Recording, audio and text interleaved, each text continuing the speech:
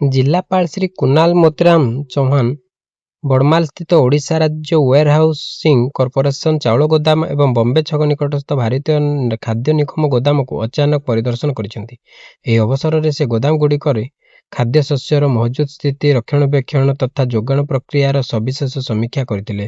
ପରିଦର୍ଶନ କାଳରେ ଜିଲ୍ଲାପାଳ ପ୍ରଧାନମନ୍ତ୍ରୀ ଗରିବ କଲ୍ୟାଣ ଅନ୍ନ ଯୋଜନା ଏବଂ ମୁଖ୍ୟମନ୍ତ୍ରୀ ଅନ୍ନପୂର୍ଣ୍ଣା ଯୋଜନା ଅଧୀନରେ ଜୁଲାଇ ଓ ଅଗଷ୍ଟ ମାସ ପାଇଁ ଧାର୍ଯ୍ୟ ହୋଇଥିବା ଚାଉଳ ଉଠାଣ ଏବଂ ବଣ୍ଟନ ପ୍ରକ୍ରିୟାକୁ ନିର୍ଦ୍ଦିଷ୍ଟ ସମୟ ସୀମା ମଧ୍ୟରେ ଶେଷ କରିବାକୁ ବିଭାଗୀୟ ଅଧିକାରୀମାନଙ୍କୁ ନିର୍ଦ୍ଦେଶ ଦେଇଛନ୍ତି। କୌଣସି ବି ଯୋଗ୍ୟ ହିତାଧିକାରୀ ଯେପରି ଉପଯୁକ୍ତ ସମୟରେ ଚାଉଳ ପାଇବାରୁ ବଞ୍ଚିତ ନ ହୁଅନ୍ତି, ସେଥିପ୍ରତି ସତର୍କ ଦୃଷ୍ଟି ରଖିବାକୁ ସେ ତାଗିଦ କରିଥିଲେ।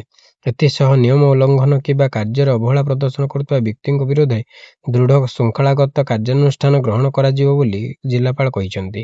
ଜିଲ୍ଲାପାଳଙ୍କ ଏହି ପରିଦର୍ଶନ ସମୟରେ ଭାରପ୍ରାପ୍ତ ଜିଲ୍ଲା ଯୋଗାଣ ଅଧିକାରୀ Shri Pitambar Sethi, procurement inspector L2, ପରିବହନ ଠିକାଦାର ଏବଂ ସମ୍ପୃକ୍ତ ବିଭାଗର ଅନ୍ୟ କର୍ମଚାରୀମାନେ ଉପସ୍ଥିତ ଥିଲେ।